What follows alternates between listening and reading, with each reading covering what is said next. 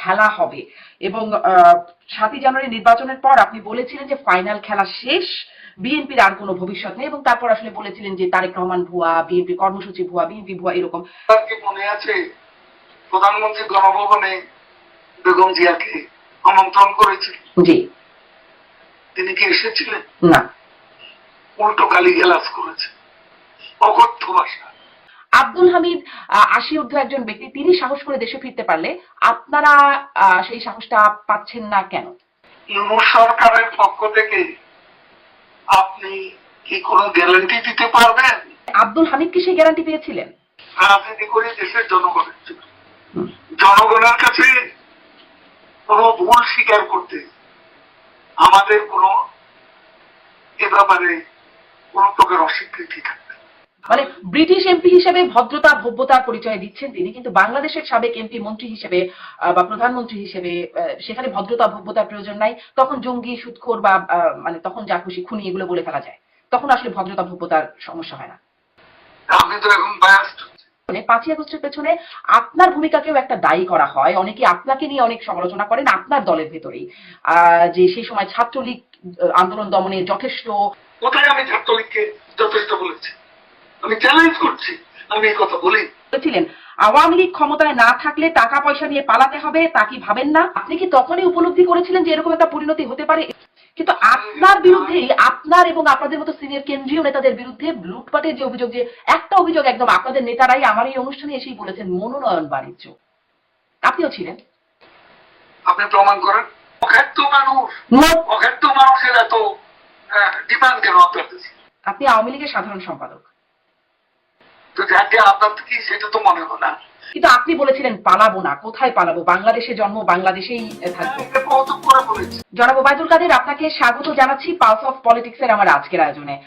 আপনি গুরুত্বপূর্ণ ব্যক্তিত্ব, আপনার কাছে অনেকগুলো বিষয় জানতে পারবো আশা করি, আপনাদের পরিকল্পনা, পরিণতি এই সম্পর্কে। শুরু করি বর্তমান একটা খবর দিয়ে, সেটার একটা ডেভেলপমেন্ট আপনার কাছ থেকে শুনে, যে আমরা যেটা জানছি লন্ডনে বর্তমান বাংলাদেশের প্রধান উপদেষ্টা ডক্টর ইউনূসের সাথে বিএনপির ভারপ্রাপ্ত চেয়ারপারসন তারেক রহমানের সাক্ষাৎ হতে যাচ্ছে।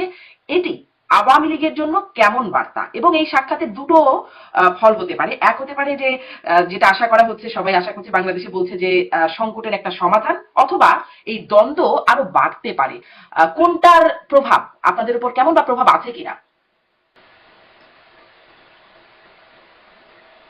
আলোচনা হতে পারে, but this is not our cup of tea. আমাদের এ নিয়ে কোনো মাথা ব্যথা নেই। আর তারা নিজেরা প্রথম থেকে বিএনপি তাদের সাথে একটা এই অন্তর্বর্তী সরকার প্রফেসর ইউনূসের সাথে একটা সম্পর্ক রেখেই চলছেন। তাদের মধ্যে কিছু কিছু ভিন্ন মত এবং মতভেদের খবরও সবাই পাচ্ছেন। তো এটা তাদের একটা নিজেদের মধ্যে সদ্ভাব ফিরিয়ে আনার একটা প্রয়াস হয়তো হতে পারে, নাকি ব্যর্থ প্রয়াস তাও জানি না। আলোচনা হওয়ার আগে আলোচনার বিষয়ে তো কোনো মন্তব্য করা যায় না। আচ্ছা, মানে এটির কোনো প্রভাব আপনাদের দলের উপরে বা আপনাদের তৎপরতার উপরে নেই? আমাদের উপর বাংলাদেশে আমি যেটা বলবো, এই আলোচনাটা ফলাফল কি দাঁড়ায় সেটা আমরা ক্লোজলি অবজার্ভ করছি।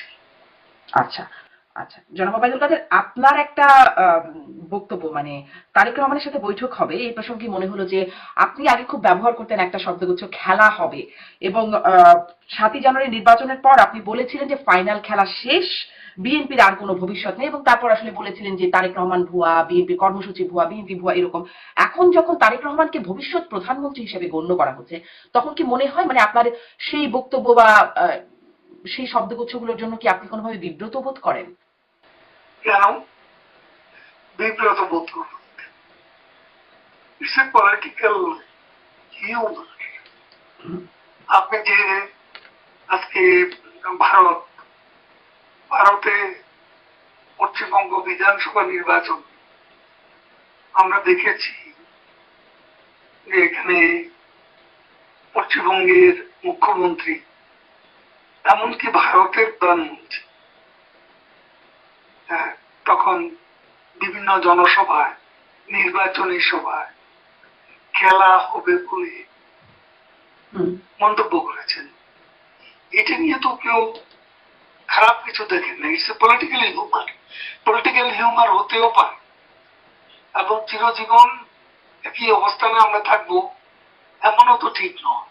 তখন একটা পরিবেশ, একটা অবস্থা, একটা বাতাবরণে স্লোগানটা মানুষ পছন্দ করেছে। মানুষ যেটা পছন্দ করে সেটা বলতে অসুবিধা কোথায়?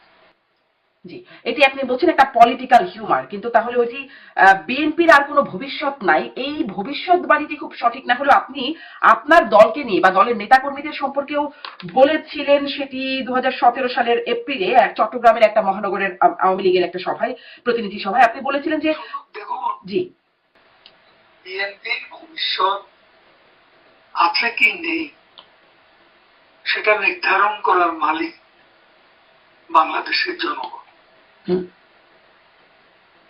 এখানে একটা inclusive, free and fair election যদি হয় তখন জনগণের সমর্থনে কারা কত আসন পায় সেটা তো নির্বাচন হলে তখনকার ব্যাপার। আর আমরা আওয়ামী লীগ আমাদের তো নিষিদ্ধ করে দিয়েছে, আমরা নিষিদ্ধ পার্টি। তো এখন নিষিদ্ধ পার্টি হিসেবে ইলেকশন কমিশনও আমাদের ইলেকশন করতে দেবেন। তো সেই অবস্থায় আমরা যদি নির্বাচন না করি তাহলে বাংলাদেশে বেশিরভাগ জনগোষ্ঠীকে নির্বাচন থেকে বিরত রেখে যে এই নির্বাচন হবে সেটা একেবারেই প্রহসনমূলক একটা নির্বাচন, প্রতারণামূলক একটা নির্বাচন। এই নির্বাচন দেশে বিদেশে কোথাও গ্রহণযোগ্য হবে না, বিশ্বাসযোগ্য।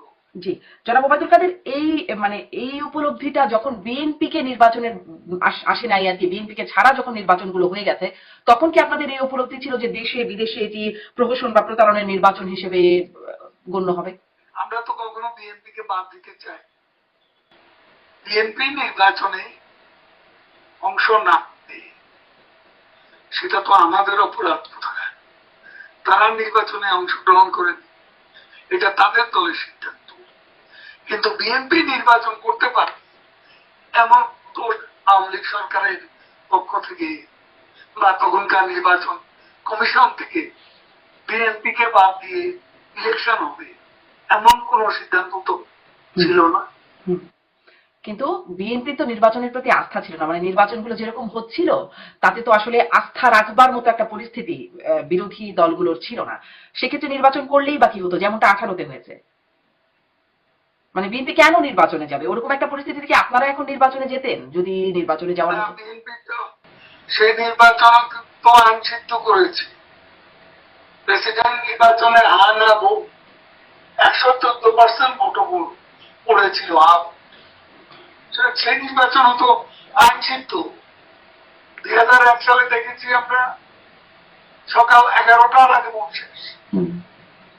গুন্ডা দিয়ে মাস্তান ব্যবহার করে এবং সরকারি নানা কলা কৌশল ব্যবহার করে নির্বাচন শেষ করে দেওয়া হয়েছে। নির্বাচন যাকে বলে সে নির্বাচন হয়েছে আসলে বিএনপির আমলে প্রহসনমূলক নির্বাচন। আর আপনাদের আমলে যেগুলো হয়েছে সেগুলো 14, 18, 24 মাগুরা যে নির্বাচন, জি, সেই নির্বাচনকে কি কেউ একটা ভালো নির্বাচন বলতে পেরেছে? একদমই না। বিএনপি আমলে 15 ফেব্রুয়ারিতে যে প্রহসনের নির্বাচন এদেশের ইতিহাসে সবচেয়ে কলঙ্কজনক নির্বাচন হয়েছে, তো সেটা কি কোনো সঠিক নির্বাচন? বিএনপি এখানে এসব কথা বলে তো লাভ নেই। আজকে আয়না নিজেদের চেহারাটা তারা দেখলে ভালো করে। জি, আপনারা মানে এখন যেহেতু আপনাদের পতন হয়েছে, সরকার পতন হয়েছে, আপনারা কি আপনাদের চেহারা আয়নায় দেখছেন? মানে সেই মাগুরা নির্বাচন বা 15 ফেব্রুয়ারি নির্বাচন, তার অবশ্যই আত্মবিশ্লেষণ আছে। হ্যাঁ, সেই আত্মবিশ্লেষণে নির্বাচনে কোনো সমস্যা আপনারা খুঁজে পান না? মানে আপনাদের কোনো দোষ ত্রুটি অপরাধ খুঁজে পান না? আমাদের সোল সার্চিং আছে।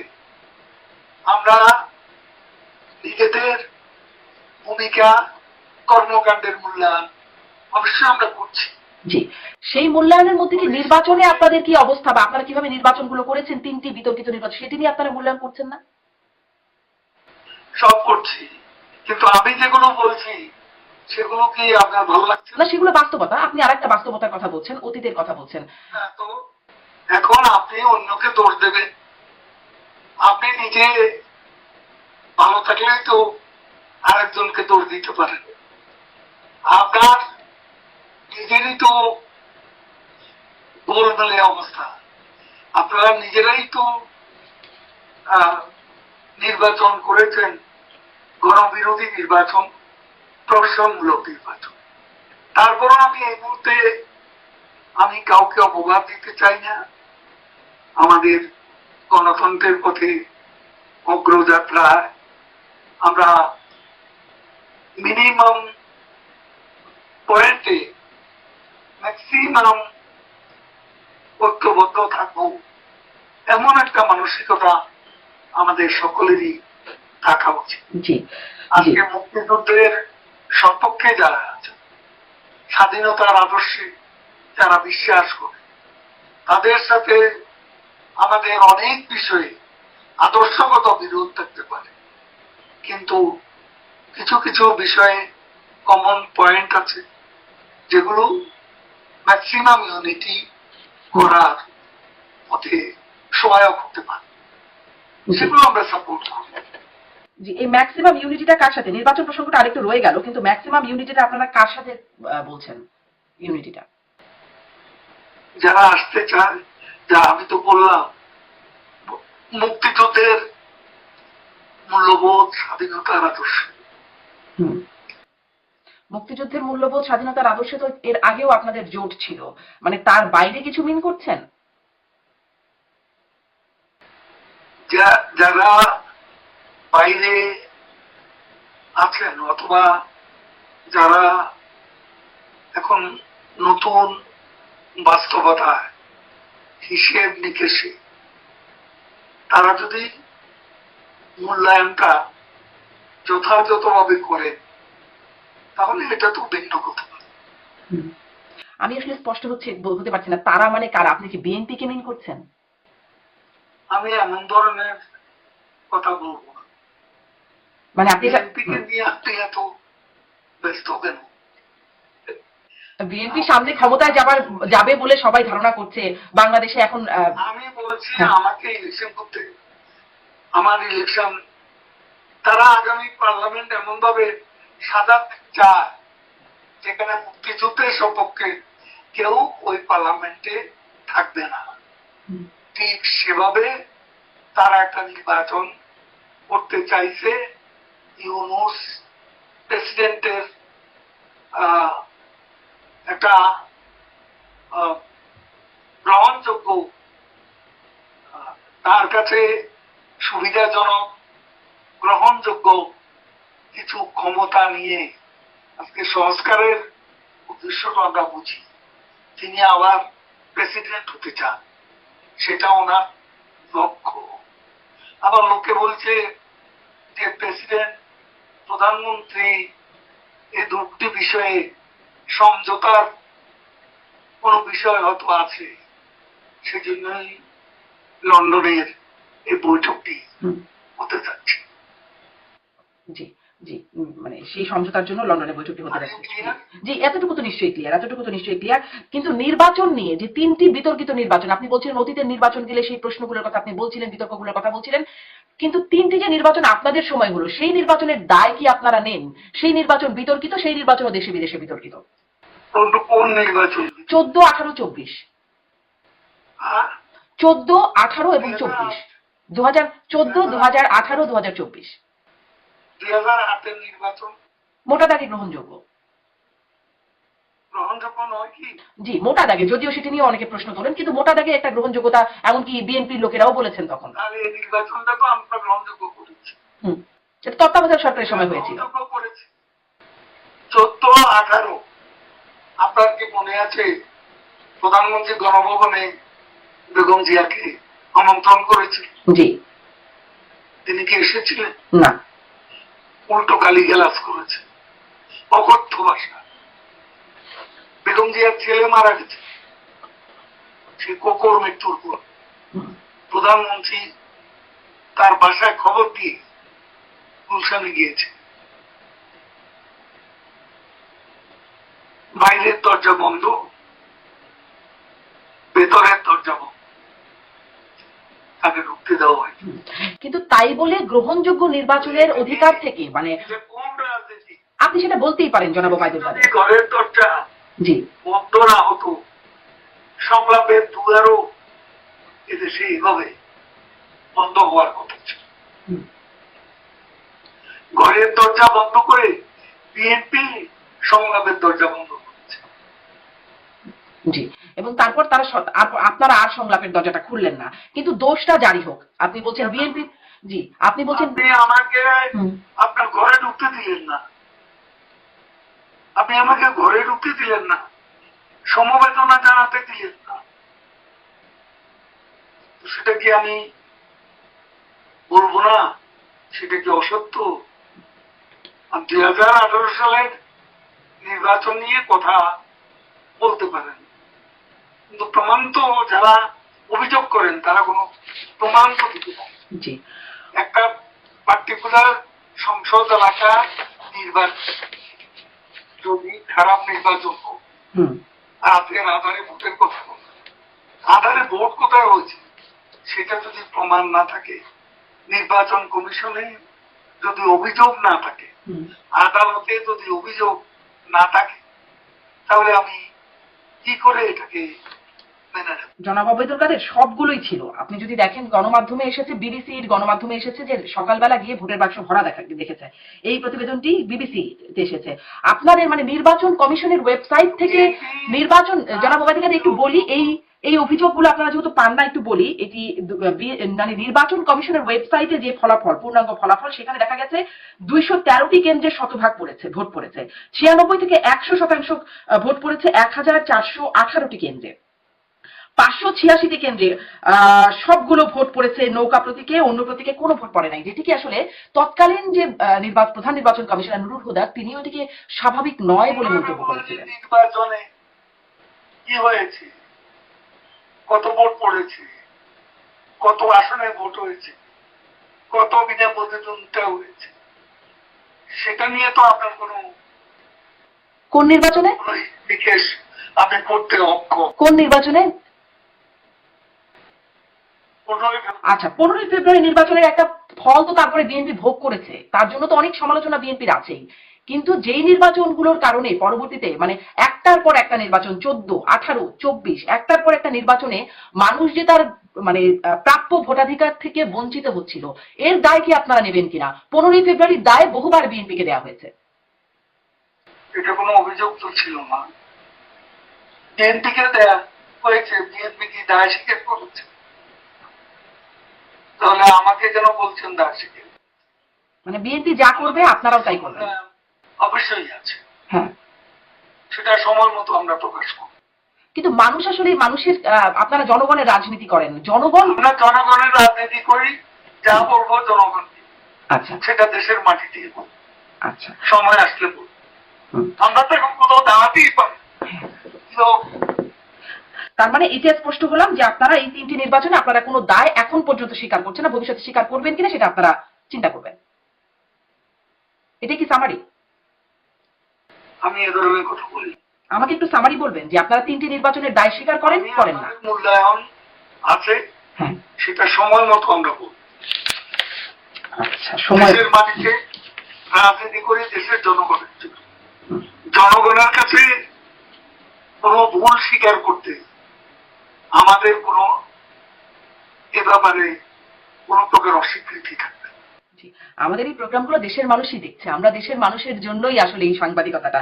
আপনি যদি এখানেও বলেন দেশের মানুষই আসলে আমেরিকায় শুনবে। বসে পড়ছে, হ্যাঁ, আমেরিকায় বসে কি ক্ষমা চাইবে বাংলাদেশের জনগণের কাছে? সমস্যা কি? মানে ক্ষমা চাওয়ার মতো অবস্থা থাকলে সমস্যা কি? বার্তাটা তো বাংলাদেশের জনগণের কাছেই পৌঁছাচ্ছে। না, আমি এত আমি আমার দেশের গিয়ে আমার দেশের জনের কাছে আমি বলবো। আচ্ছা, স্পষ্ট আপনি, বারবার এই কথা জি জি স্পষ্ট আপনি আপনি আমি পরের প্রশ্নে যাই, আমি পরের প্রশ্নে যাই যে আমাকে প্রশ্ন থেকে আপনি সরাতে তো পারবেন না। আচ্ছা ঠিক আছে, আমি এখন নিজেই সরে যাই, আমি নিজেই সরে যাই। আপনি দেশের জনগণের কাছে গিয়ে যখন ক্ষমা চাইবেন তখন আমরা নিশ্চয়ই দেখবো যে কেন ক্ষমা চাচ্ছেন, কতটা ক্ষমা চাচ্ছেন বা আদৌ চাচ্ছেন কিনা। আপনারা দেশে যাবেন সাথে সাথে হ্যাঁ একটা রাজনৈতিক দল হিসাবে অন্য যারা নির্বাচনের নামে প্রহসন করেছে তাদেরকে কি আপনি বলবেন না ক্ষমা চাইতে? বলবেন কি না? জি, মানে তাদেরকে তো আমাকে বলছেন, তাদেরকে কেন বলছেন? তাদেরকে কেন বলছেন? তাদেরকে তো না না না সাহস কেন থাকবে না? তাদেরকে তো এতদিন ধরে বলেই এসেছেন, আপনারা তো বলেই এসেছেন। আমরাও জিজ্ঞাসা করেছি যে আপনারা নিজেরা যেটা করতে পারেন নাই, আপনারা নিজেরা তত্ত্বাবধায়ক সরকার দিতে চান নাই, এখন নিজেরা কেন চান? এই প্রশ্নগুলো তো আমরা বারবার তখনও করেছি। এখন আপনাদেরকে তো এই জবাবগুলো দিতে হবে যে 3টি নির্বাচন আসলে আপনারা কি করলে। যাই হোক, এটা আপনি বলেছেন, আপনি দেশে ফিরে ক্ষমা চাইবেন। পাঠিয়েছে আদালত, জি, আদালতের যে মানে সর্বোচ্চ আদালত, আমরা তো বাদ দিই। এখনো আদালত 21শে আগস্টের মামলার রায় বাতিল হয়ে যাক, মানে কারো সবাই ছাড়া পেয়ে যাচ্ছে, এটি মাজহারুল ইসলাম ছাড়া পেয়ে যাচ্ছেন। আদালতের রায়ে সবকিছু হচ্ছে। অতএব আদালত আদালতের জায়গায় থাকুক। আমি আপনার কাছে আসি, আপনারা দেশে ফেরার কথা বলছেন, দেশে ফিরে ক্ষমা চাইবেন।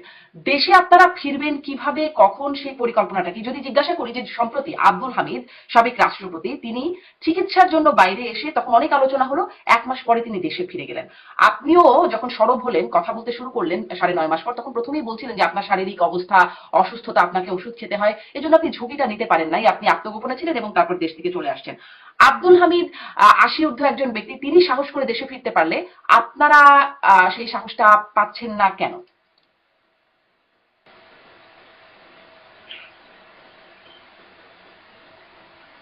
জানাবো আপনি ইউনূস সরকারের পক্ষ থেকে আপনি কি কোনো গ্যারান্টি দিতে পারবেন যে আমরা আব্দুল হামিদের মতো ফিরে যেতে পারবো নিরাপদে? পারবেন? আমি তো পারবো না। আব্দুল হামিদ কি সেই গ্যারান্টিটা পেয়েছিলেন? যা পারবেন না তা বলেন। মানে আব্দুল হামিদ কি সেই গ্যারান্টি পেয়েছিলেন?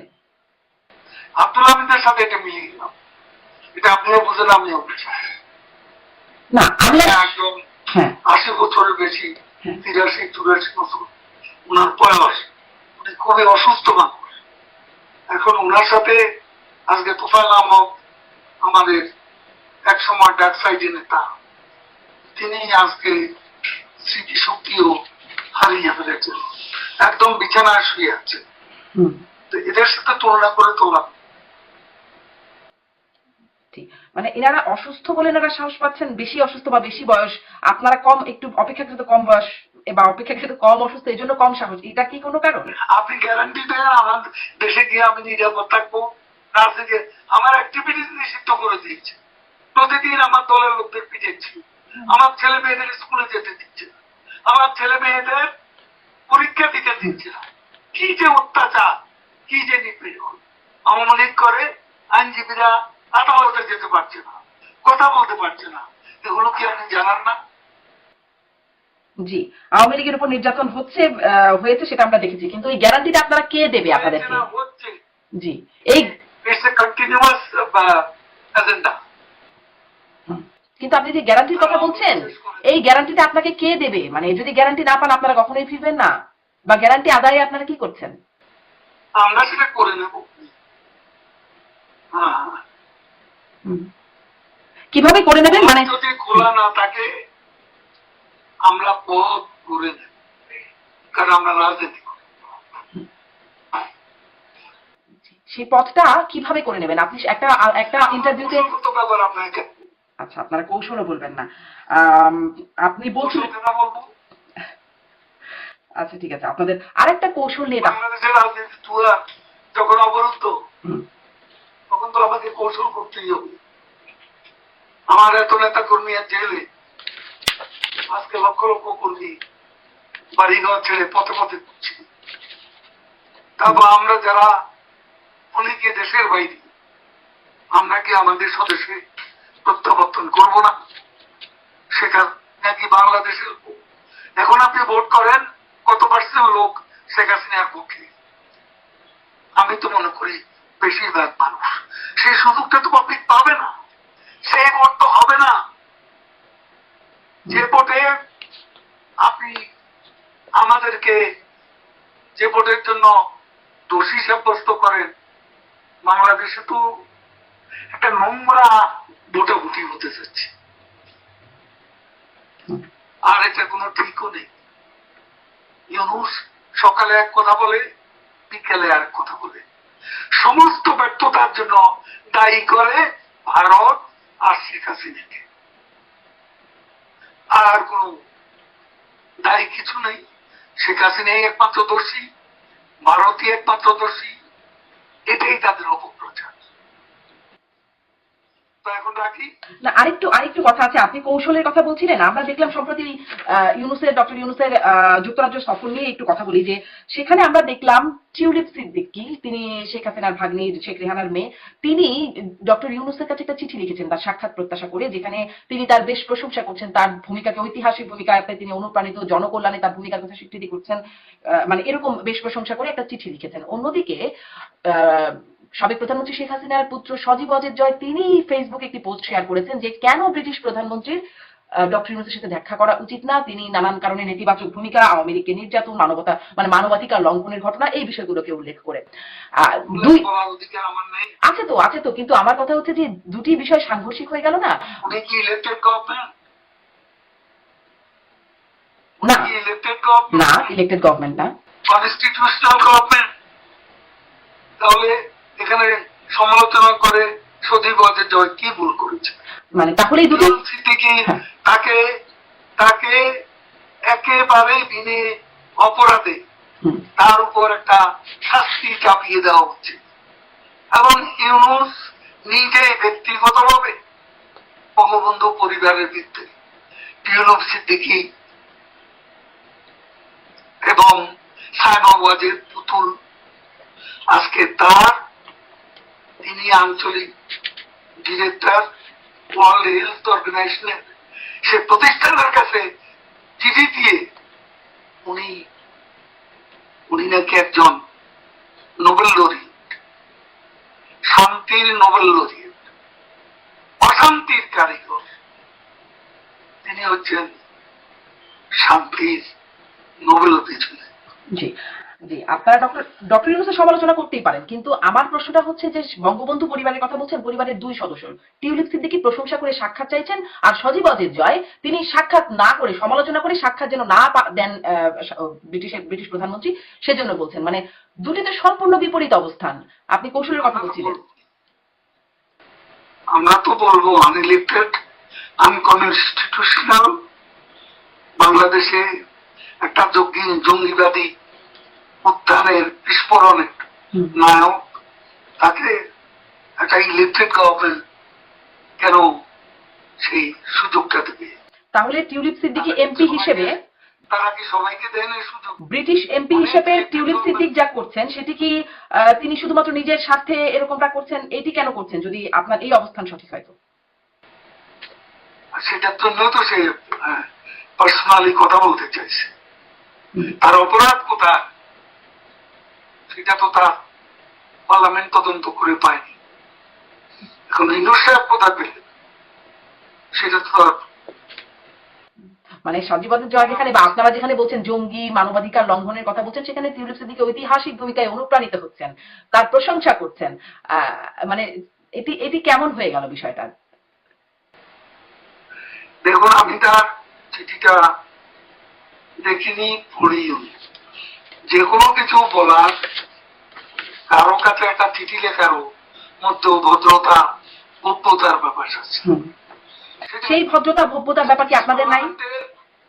ব্রিটিশ পার্লামেন্টের একজন সদস্য, সেই হিসাবে তার নিজের একটা এখানে নিজের একটা ভদ্রতা ভব্যতার প্রশ্ন আছে, অপরের প্রতি সম্মান বোধের বিষয় আছে, সেটা এক কথা। আর এখানে তাকে নিরপরাধ ব্যক্তিকে অপরাধী সাব্যস্ত করা হলো কেন? কেন তিনি পার্সোনালি এত ইন্টারেস্টেড হতেন টিউলিপ সিটি, যে বারবার ওখানে জনগণের বিপুল ভোটে নির্বাচিত, সেটাও কি আপনি আওয়ামী লীগের না না না, একদমই না। তিনি নির্বাচিত হয়েই পার্লামেন্টে গেছেন বা মন্ত্রীও হয়েছেন তিনি। মানে ব্রিটিশ এমপি হিসেবে ভদ্রতা ভব্যতার পরিচয় দিচ্ছেন তিনি, কিন্তু বাংলাদেশের সাবেক এমপি মন্ত্রী হিসেবে বা প্রধানমন্ত্রী হিসেবে সেখানে ভদ্রতা ভব্যতার প্রয়োজন নাই। তখন জঙ্গি, সুদখোর বা মানে তখন যা খুশি খুনি এগুলো বলে ফেলা যায়, তখন আসলে ভদ্রতা ভব্যতার সমস্যা হয় না। আপনি তো এখন বায়াসড। মানে আপনার দুটি বক্তব্যকে আমি একটু মিলিয়ে বলার চেষ্টা করছি যে টিউলিপ সিদ্দিকীটা যদি ভদ্রতা ভব্যতা হয়। আমি এই জন্য আপনাকে দিতে চাই, আপনি তো প্রথম থেকে বায়াস, প্রথম থেকে অ্যাটাক শুরু করছেন। আপনি একজন সাংবাদিক, জনাব ওবায়দুল কাদের, আপনিও সাংবাদিকতা করেছেন, আমার কাছে একটু কঠিন প্রশ্ন। সাংবাদিকতা কি এভাবে করে? সাংবাদিকতারও একটা নর্মস আছে, একটা নর্মস আছে, ভদ্রভাবে অনেক কঠিন কথা বলা যায়।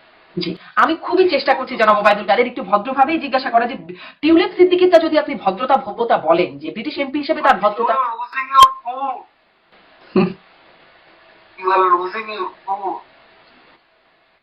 জনাব ওবায়দুল কাদের প্রশ্ন, আচ্ছা, আমার প্রশ্নটা আপনার পছন্দ হয় নাই, আমি দুঃখিত। প্রশ্ন পছন্দ না হওয়ার জন্য আপনার কাছে একটু, আপনি যেহেতু দলের সবচেয়ে মানে সেকেন্ড ম্যান, অন্যতম গুরুত্বপূর্ণ ব্যক্তি, একদম শীর্ষ ব্যক্তির পরে আপনি একটু যদিও বলছিলেন যে আপনি দেশে ফিরেই বলবেন, আপনাদের আত্মসমালোচনা আছে, নিজেদের মধ্যে মূল্যায়ন আছে, আপনাদের এই অবস্থার পেছনে 5ই আগস্টের পেছনে আপনার ভূমিকাকেও একটা দায়ী করা হয়। অনেকে আপনাকে নিয়ে অনেক সমালোচনা করেন আপনার দলের ভেতরেই, যে সেই সময় ছাত্রলীগ আন্দোলন দমনে যথেষ্ট, এই ধরনের বক্তব্য দিয়ে আপনি আরো। এ ধরনের বক্তব্য আমি দেইনি।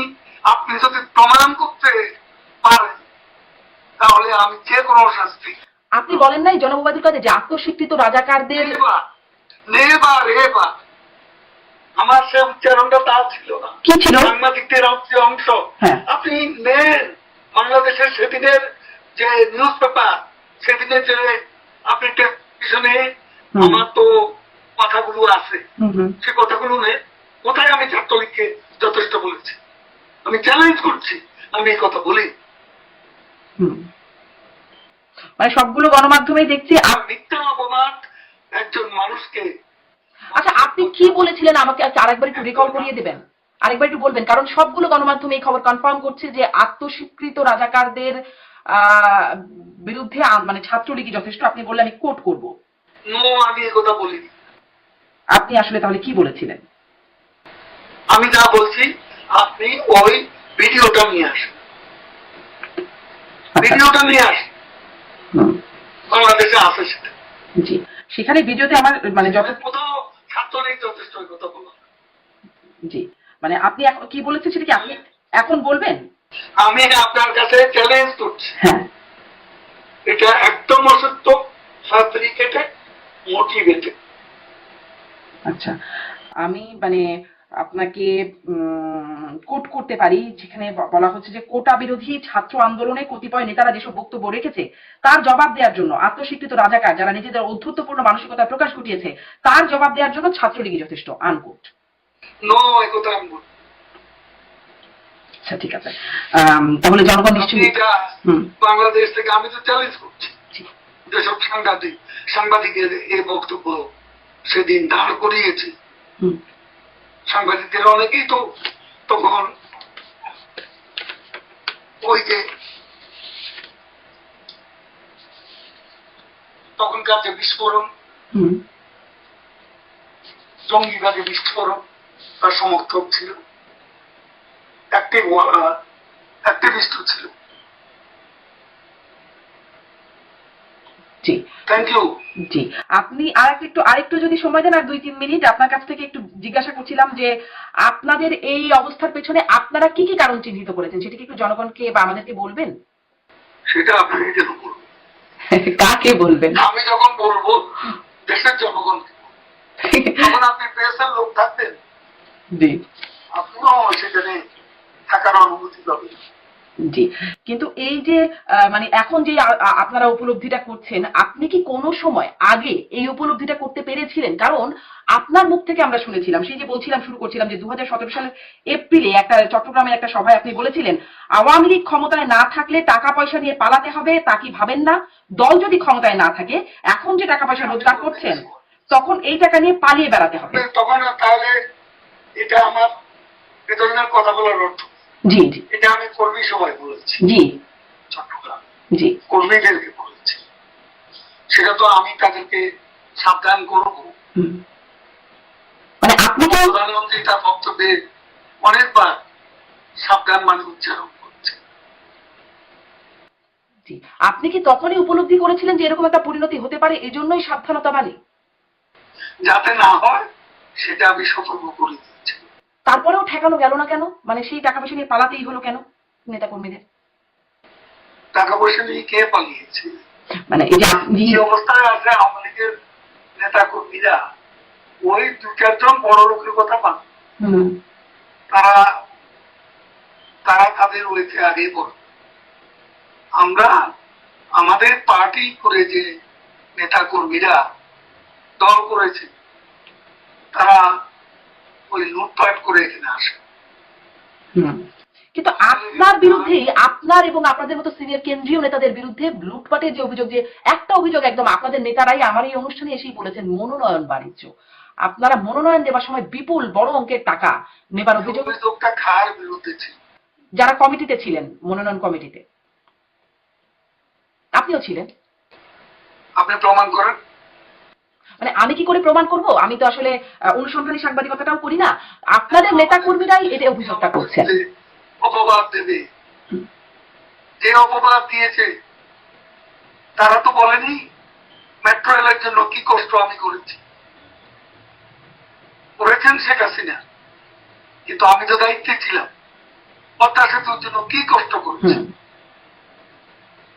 4000 সেতু নির্মাণের জন্য কি কষ্ট করেছি। বাংলাদেশে এত 4 লেন 6 লেন 8 লেনের রাস্তা, সেই সমতল থেকে পাহাড় পর্যন্ত, তারপরে লিমিটেড এক্সপ্রেসওয়ে, এগুলো তো কেউ কোনোদিন বলে না। না, এগুলো তো আপনারা অনেক বলেছেন।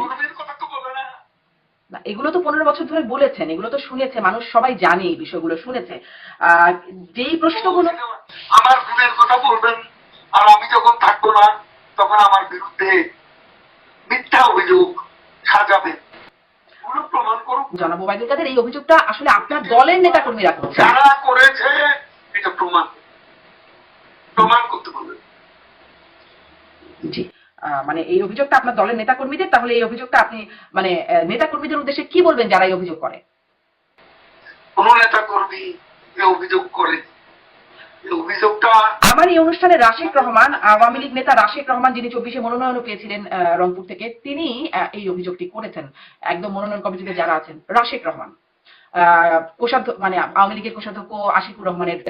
আমার কথা শুনবে? জি অবশ্যই। তিনি এত জনপ্রিয় নেতা, মনোনয়ন দেওয়া হয়েছে, ইলেকশনে স্বতন্ত্র প্রার্থীর কাছে গেছে, এটাই ওনার মনে কষ্ট, আর কিছু। জি, উনি মনে করেছেন আমি ওনাকে হারিয়েছি। আমি কেন? তার বাবা আমরা একসঙ্গে আছি। আমি বরং আগ্রহ কিছু তরুণকে মনোনয়ন দেওয়ার পক্ষপাতী ছিল, এর মধ্যে সেও ছিল। এবং সেই ইলেকশনে তাকে কি আমি জোর করে যেতাম? জি, আপনি বলছেন যে তিনি জেতেননি বলেই তিনি অভিযোগটি করছেন, কিন্তু সেটি তো শুধু তার অভিযোগ না। এখন সরকারের পক্ষে লোককে বলে, আওয়ামী লীগের বিরুদ্ধে বলে কিছু পেতে চেষ্টা করছেন কিনা জানি না। আমাদের তো 2 জনের মধ্যে জামিন টামিন নিয়ে ফেলছে।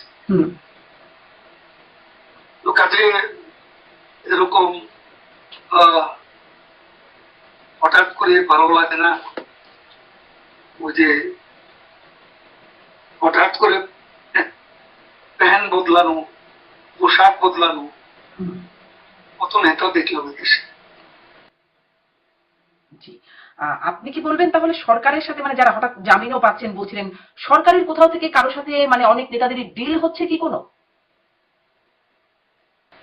যা আবার হয়ে গেছে আর হবে না। তার গ্যারান্টি কি হবে না, এটা আপনি কিভাবে নিশ্চিত করবেন?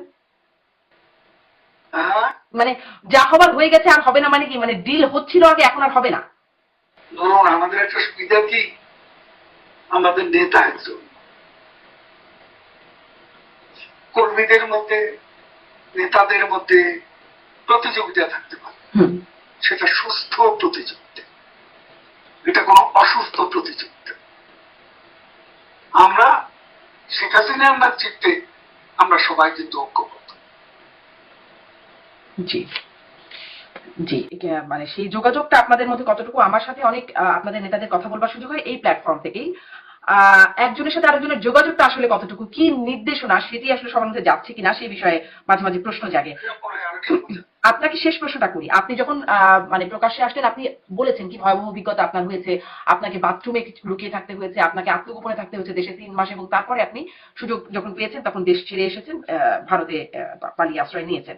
সেই বিষয়ে বসে আসছি, এ কথা আপনাকে কে বলবে? জি, ও সুযোগ বসে আসছি, এই শিক্ষা আপনাকে কে? আচ্ছা, তাহলে কিভাবে আসলেন? সুযোগ না পেলে আসলেন কি করে? কেন আপনাকে বলতো?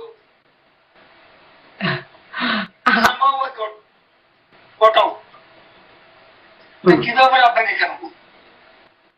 আচ্ছা আচ্ছা, আমাকে বলবেন না, ঠিক আছে, মানে বলেছেন তো অনেকটাই, এই জন্যই আপনাকে বলবো।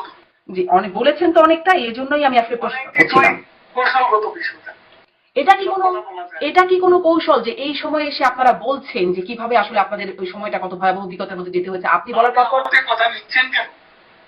এত এত আকুতি, এত ইচ্ছা প্রকাশ করছেন কেন? মানুষ জানতে চায় জনাব ওবায়দুল এত কাদের। অখাদ্য মানুষ, অখাদ্য মানুষের এত ডিমান্ড কেন আপনার কাছে?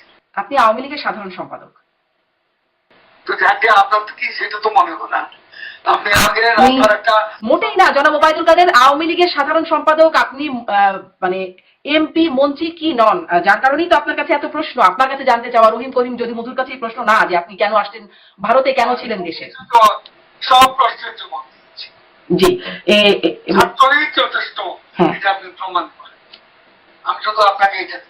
আচ্ছা, আমি চেষ্টা করব ভিডিও ফুটেজটা বের করতে। ভিডিও আছে বাংলাদেশে। আমি আমি আমি অনেকগুলো গণমাধ্যমের লিংক দেখছিলাম, যে আমি কনফার্ম হচ্ছিলাম যে কোডটা যেন এতদিন পরে দুঃখিত। আচ্ছা, আমি জোগাড় করলে পারলে আমি অনুষ্ঠানের সাথে লিংক দিয়ে দেবো যদি আমি জোগাড়টা করতে পারি। আর পত্রিকার খবরের লিংক গুলো আপনিও দিতে পারবেন না, আমি জানি। আচ্ছা, সেটি হলেও মানুষ নিশ্চয়ই দেখবে যে এটি হয়নি, আসলে আপনি বলেননি সেটি। আমার তো আসলে জোর করে প্রমাণ করার কিছু নাই, যদি হয় তো হলো, না হলে নাই। সেটি আসলে মানুষ দেখবে যে কি হয়েছে, তখন কি বলেছেন, এখন কি বলছেন, মানুষ সেটি দেখবে। আপনার আমি 100 কথা বলবো। জি, তখন যা বলছি এখনো তাই। এখনো তা বলছেন। আমার কাছে আমি যে আমি আওয়ামী লীগের সেক্রেটারি, যে প্রতিদিন একবার দুবার কথা বলে, সে মানুষ আমি 9 মাস চুপ ছিলাম, কথা বলি। এটা খুব কঠিন নয় কি? নিশ্চয়ই। তো ঠিক আছে, থ্যাংক ইউ।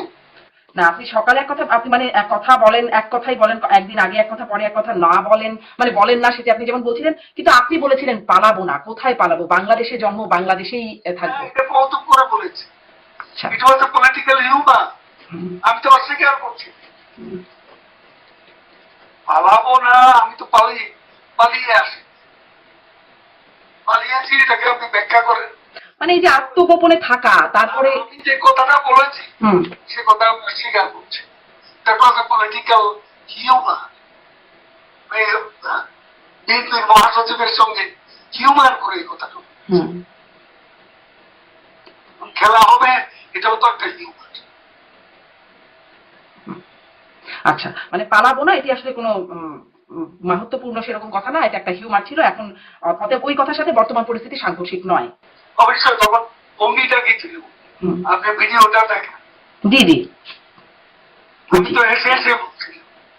জি, এই যে আপনি মানে আপনারা নেতা, মানে অনেক বড় নেতা, দেশে অনেক বর্ষিয়ার নেতাও বটে, সেখানে আপনাদের কাছ থেকে সবসময় আমরা এভাবে শুনেছি যে আমরা এই দেশে জন্মেছি, এই দেশে মরবো, শেষ রক্তবিন্দু পর্যন্ত পরাজিত শক্তির প্রতিরোধ করব, এরকম সাহসী বক্তব্য আপনাদের কাছ থেকে শুনেছি। তখন তারপরে যখন আপনারা এসে এইরকম বলছেন যে আমাদেরকে বাথরুমে পালিয়ে থাকতে হয়েছিল, জনতার হাতে মানে তুলে দেবে, এই জন্য আপনাদেরকে ভয়ে থাকতে হয়েছে, তখন আসলে আপনাদের ভাবমূর্তির উপরে মানে এই যে বক্তব্যটা, ঘটনাটা আমরা জানি আসলে কি হয়েছে, কিন্তু এই বক্তব্যগুলোর জন্য কি আপনি মনে করেন ভাবমূর্তির উপর আপনার কোনো ইম্প্যাক্ট করে, প্রভাব ফেলে? সত্যটাকে কি আমি গোপন রাখবো? জি, যা সত্য তা গোপন করব।